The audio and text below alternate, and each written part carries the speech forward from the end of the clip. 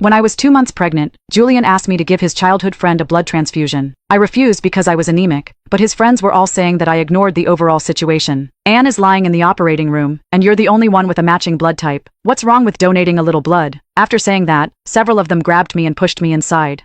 A fleeting moment of sympathy crossed Julian's eyes, but he steeled himself. It's just a blood transfusion. Our child will be okay. I stopped struggling. A tear slid down my cheek. After the transfusion, I dragged my weakened body to the gynecology and obstetrics department to have an abortion. I stayed in the hospital alone for 3 days after the surgery, while Julian remained by Anne's side all the time. My womb was empty, but the pain was piercing my heart. I ran into Julian, Anne, and many of his friends when I got discharged. I was carrying my backpack alone, but Anne had Julian to help her walk. Julian momentarily paused when he saw me. Why are you still at the hospital? Nothing. I hid the miscarriage and walked out the door with a pale face. We'll leave together, he said, grabbing my arm in a tone that left no room for argument. Anne quickly entered the front passenger seat when we reached the car. Then she said with an innocent expression and sparkling eyes, Scarlett, I just had stomach ulcer surgery and got carsick easily. Could you please let me have this seat? I didn't argue and opened the door to the back seat, but his friends all rushed in. Now, 3 grown men squeezed into the back seat at once. They stared at me with hostility. Scarlett, Anne is still weak. We'll all come to your house to take care of her. I looked toward Julian in the driver's seat. His face was stiff, but he didn't say a word to refute them. I smiled bitterly as the sound of cicadas filled the air. How could I still have expectations for this man? Julian's friends hated me. They thought he was perfect for Anne and saw me as a villain trying to break them up.